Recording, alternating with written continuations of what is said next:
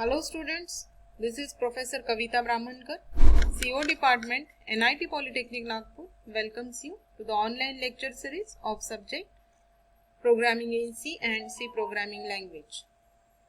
Today we are going to start new unit, that is pointers, and today's topic is 6.1 Introduction to Pointers. Learning outcomes. After watching this video, you will be able to define pointer, declare pointer and state the meaning of star operator.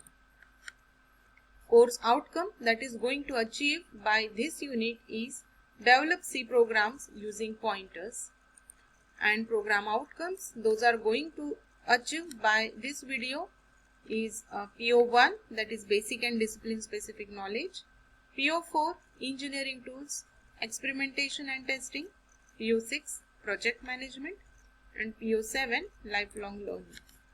Prerequisite: data types, control structure of C language, and you should have the knowledge of arrays as well as functions. Now, what is pointer in C?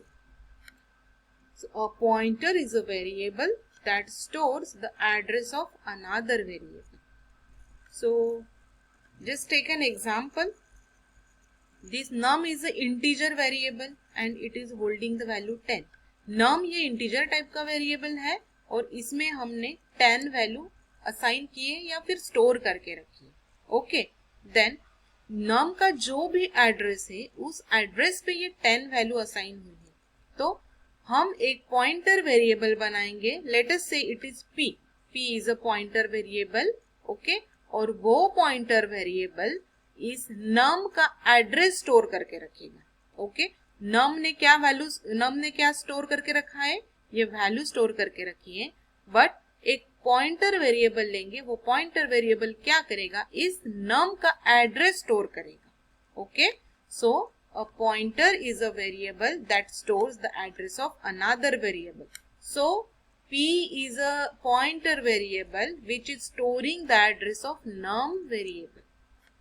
Unlike other variables that hold values of a certain type, pointer holds the address of a variable. जिसे कि अभी बताया गया मैंने अभी बताया है कि pointer is a variable that holds the address of other variable. For example, an integer variable holds an integer value. However, an integer pointer holds the address of integer variable. So, अभी जिस type का मेरा variable है जिसका वो address हमारा pointer hold करने वाला है या स्टोर करने वाला है, तो पॉइंटर का डेटा टाइप भी वही रहेगा. सपोज मैंने इस नम का डेटा टाइप इंटीजर लिया है, तो मैं जो पॉइंटर लूंगी p, उसका भी डेटा टाइप इंटीजर रहेगा, बिकॉज वो इस इंटीजर वेरिएबल का एड्रेस स्टोर करने वाला है. सो पॉइंटर का और वेरिएबल का, इन दोनों का जो डेटा टाइप है वो सेम रहेगा. Now let us see the example. Main function लिया है, num में हमने 10 वैल्यू स्टोर की है. वैल्यू ऑफ वेरिएबल num यहाँ पे प्रिंट किया है. ये इंटीजर है इसलिए हमने यहाँ पे %d दिया है और num की वैल्यू प्रिंट की. तो ऑब्वियसली मुझे आउटपुट यहाँ पे मिलेगा 10. Then /n address of variable $num. तो अगर मुझे किसी वेरिएबल का एड्रेस प्रिंट करना है और वो हेक्स में प्रिंट करना है, तो मैं यहाँ पे %x भी लिख सकती हूँ और %p भी लिख सकती हूँ. तो %x भी लिखने से x में मुझे एड्रेस मिलेगा. ओके, सो अगर इसका हम आउटपुट देखते हैं, तो num जहाँ पे भी स्टोर है हमारे मेमोरी में, उस मेमोरी लोकेशन का एड्रेस हमको मिलेगा. So value of variable num is 10, ये प्रिंट हो गई. देन एड्रेस ऑफ num, ये हेक्साडेसिमल वैल्यू में हमको उस पर्टिकुलर मेमोरी लोकेशन का एड्रेस मिला और उस मेमोरी लोकेशन में 10 वैल्यू स्टोर है. सो डायग्रामेटिकली हम इस तरह से रिप्रेजेंट करेंगे. num is the name of variable, means num ये एक मेमोरी लोकेशन का नाम है जिसमें हमने 10 वैल्यू स्टोर की है और इस मेमोरी लोकेशन का ये एड्रेस है और वो हेक्साडेसिमल में एड्रेस दिया है. ओके, तो इस तरह से हम किसी वेरिएबल का एड्रेस प्रिंट कर सकते हैं. Now how to declare a pointer. अब पॉइंटर को यूज करने के पहले हम उसको डिक्लेयर कैसे करेंगे वो देखेंगे. सबसे पहले उसका टाइप क्या होगा, डेटा टाइप क्या होगा. तो जो भी हमारे वेरिएबल का डेटा टाइप होगा, सेम डेटा टाइप हमारे पॉइंटर का होगा. देन ये एस्ट्रिक सिंबल यहाँ पे लगाना जरूरी है। एस्ट्रिक सिंबल देखने से हमारे कंपाइलर को समझ में आ जाएगा कि ये पॉइंटर वेरिएबल है। ओके, मीन्स ये किसी वेरिएबल के एड्रेस को पॉइंट करने वाला है, ये हमारे कंपाइलर को समझ में आएगा। So variable name is the name of pointer variable. तो हम हमारे हिसाब से यहाँ पे कुछ भी नाम दे सकते हैं, जैसे हम वेरिएबल्स को नाम देते हैं वैसे ही हम पॉइंटर्स को भी नाम दे सकते हैं। Okay, so let us see example, integer asterisk IP. Okay, so this asterisk is called value at address. Asterisk means ये particular pointer variable की value print करेगा। इस pointer variable में जो भी value stored है वो value print करेगा। Okay, so हम इसको बोलेंगे pointer to an integer. अगर मैं डबल डेटा टाइप ले रही हूँ तो it is pointer to a double, pointer to a float, pointer to a character. So type is the basic type, data type. Okay, तो पॉइंट टाइप जो है हमारा बेसिक डेटा टाइप है यहाँ पे, and it must be a valid data type, and var name is the name of pointer variable. यहाँ पे var name है वो हमारा पॉइंटर वेरिएबल। तो इस तरह से हम पॉइंटर को डिक्लेयर कर सकते हैं। Next is what is this asterisk operator. तो the meaning of this asterisk is value at address. तो जब भी हमको पॉइंटर की वैल्यू प्रिंट करनी है तो हम इस स्टार को लगाएंगे उस वेरिएबल के सामने, पॉइंटर वेरिएबल के सामने, तो पर्टिकुलर एड्रेस पे वैल्यू जो स्टोर है वो प्रिंट हो जाएंगे। Okay, so the star operator is known as value at address operator. By using value at address operator we can access the value of variable through a pointer. So pointer के through हम particular memory location में जो भी value stored है उस value का access कर सकते हैं।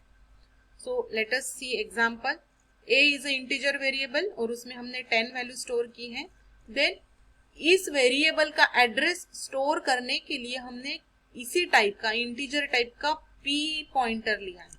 अब पॉइंटर p है इसलिए वहां पे एस्ट्रिक लगाना जरूरी है। तो हमारे कंपाइलर को समझ में आ गया कि ये p पॉइंटर है और किसी का एड्रेस स्टोर करने वाला है खुद में। ओके, सो किसका एड्रेस स्टोर करने वाला है, p equals to ampersand a, means address of a। Address of a किसमें स्टोर होगा, p में। तो p में सिंपली हम a का एड्रेस स्टोर कर रहे हैं, और जब भी हम इसको प्रिंट करने जाएंगे by using this asterisk, asterisk के साथ अगर हम p को प्रिंट करेंगे तो वो क्या बताएगा, एस्ट्रिक क्या बताता है हमको, value at particular address. Okay, so अगर हम p देखते हैं तो p में किसका एड्रेस है, a का एड्रेस, मीन्स p का जो एड्रेस है उसकी वैल्यू p में स्टोर है। लेकिन I am not interested in address, I am interested in value, क्योंकि मैंने यहाँ पे स्टार दिया है। तो a के एड्रेस पे जो भी वैल्यू स्टोर है वही वैल्यू p में स्टोर होगी, p। ओके, सो अगर मैं इसको प्रिंट करूंगी पॉइंटर को तो it would give us the value of variable a। The above statement would display 10 as the output. So it is clear है, p में हमने a का एड्रेस स्टोर किया है और a के एड्रेस पे कौन सी वैल्यू है, 10। सो पॉइंटर p भी कौन सी वैल्यू प्रिंट करेगा, 10 वैल्यू प्रिंट करेगा। Then similarly if we assign a value to pointer like this, अगर मैं उसी अभी वो प्रिंट होने के बाद 10 वैल्यू प्रिंट होने के बाद मैं पॉइंटर p को 200 वैल्यू अगर असाइन करती हूँ, ओके, सो ये वैल्यू किसको असाइन हो जाएगी, अब फिर से a को भी असाइन हो जाएगी, क्योंकि जो वैल्यू a की है वही वैल्यू p की है। सो अगर मैं p की वैल्यू चेंज करती हूँ सो a की वैल्यू भी चेंज हो जाएगी, क्योंकि p a का एड्रेस स्टोर कर रहा है। ओके, सो p में जो वैल्यू है वही वैल्यू रिप्लेस हो जाएगी a की value. Now example of pointer demonstrating the use of ampersand operator and value at operator. So अगर मैं एक प्रोग्राम लेती हूँ, इसमें var नाम का एक वेरिएबल लिया है इंटीजर टाइप का, 10 वैल्यू स्टोर की है, और एक पॉइंटर वेरिएबल लिया है p। एड्रेस ऑफ var नाम का वेरिएबल है, उसका एड्रेस मैंने p में स्टोर किया है। और अगर मैं ये प्रिंट करने चाहती हूँ, value of variable var is %d, मैं अगर var वेरिएबल को प्रिंट करने जाती हूँ तो मुझे किसकी वैल्यू मिलेगी, var की वैल्यू क्या है, 10, तो मुझे 10 मिलेगा। देन अगर मैं पॉइंटर p इसको प्रिंट करने जा रही हूँ ओके, पॉइंटर P को मैं प्रिंट करने जा रही हूँ तो मुझे क्या वैल्यू मिलेगी 10, क्योंकि एड्रेस जो है वो यहाँ पे स्टोर है और इस एड्रेस पे कौन सी वैल्यू स्टोर है, 10 वैल्यू, तो सेम वैल्यू मुझे मिलेगी यहाँ पे। देन सिर्फ मैं var का एड्रेस प्रिंट करने जाऊंगी तो मुझे हेक्स में कुछ एड्रेस मिलेगा यहाँ पे। ओके, देन फिर से मैं सिंपल P का एड्रेस प्रिंट करने जाऊंगी यहाँ पे तो P का कुछ अलग एड्रेस रहेगा। ओके, ये var का एड्रेस P में स्टोर है लेकिन P का खुद का भी एक एड्रेस है, तो P का जो डिफरेंट एड्रेस है, सॉरी, एड्रेस ऑफ var जो है, एड्रेस ऑफ var में क्या स्टोर है अभी, इसका एड्रेस, तो इसका एड्रेस फिर से प्रिंट हो जाएगा यहाँ पे। ओके, तो देखिए P में हमने किसकी वैल्यू स्टोर की है, var का एड्रेस स्टोर किया है, तो अगर मैं P सिंपल P को प्रिंट करने जाऊंगी तो ये एड्रेस ही प्रिंट हो जाएगा var का। Okay, so address of var he print होगा। लेकिन मैं एड्रेस ऑफ P अगर मैं यहाँ पे प्रिंट करने जाऊंगी तो P का खुद का एक अलग एड्रेस है।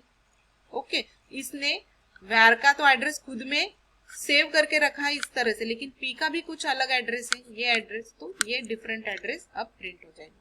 सो अगर डायग्रामेटिकली अगर हम देखेंगे तो var का ये एड्रेस है, var में 10 वैल्यू स्टोर है और ये जो एड्रेस की वैल्यू है हमने P में स्टोर की है। देखिए var की एड्रेस की वैल्यू हमने P में स्टोर की है, तो P में वैल्यू स्टोर हो जाएगी var के एड्रेस की, एंड P का खुद का एक अलग एड्रेस है, तो ये लास्ट स्टेटमेंट है, P का खुद का अलग एड्रेस है वो प्रिंट हो जाएगा। तो देखिए value of variable is 10, var की वैल्यू 10 है, देन फिर से मैंने P की वैल्यू प्रिंट करनी चाहिए, सो P की वैल्यू भी मेरी 10 है। Okay, then address of var is, var का एड्रेस में प्रिंट करने जाऊंगी तो मुझे यही एड्रेस मिलेगा ये, लेकिन मैं फिर से P की वैल्यू, फिर से P में क्या है वो अगर मैं प्रिंट करने जाऊंगी तो मुझे यही एड्रेस मिलेगा। Okay, and address of pointer, अगर मैं एड्रेस ऑफ P ऐसा अगर लिखूंगी तो P का खुद का एड्रेस यहाँ पे प्रिंट हो जाएगा, वो डिफरेंट है। सो इस तरह से सिंपली अगर हमको ये सोचना है तो लीजिए कि एक अजय नाम का कोई स्टूडेंट है, तो अजय का ये घर का एड्रेस है, लेकिन ये है प्रज्वल का एड्रेस। ओके, सो अजय का एड्रेस प्रज्वल को पता है, लेकिन प्रज्वल का भी खुद का एक एड्रेस होगा। ओके, तो ये जो हम लास्ट में प्रिंट कर रहे हैं, हम किसका एड्रेस प्रिंट कर रहे हैं, प्रज्वल का एड्रेस प्रिंट कर रहे हैं। ओके, लेकिन अजय का एड्रेस हमको पता है, लेकिन प्रज्वल ने अजय का भी एड्रेस खुद में होल्ड करके रखा है। ओके, तो यहाँ पे अजय का एड्रेस प्रिंट हो गया। तो इस तरह से हम पॉइंटर का कंसेप्ट समझ सकते हैं। So let us summarize today's lecture. Today we have studied what is pointer, how to declare pointer, and what is the meaning of this asterisk operator. So I hope you have understood today's video. Thanks for watching the video. Keep learning and enjoy learning. Thank you so much.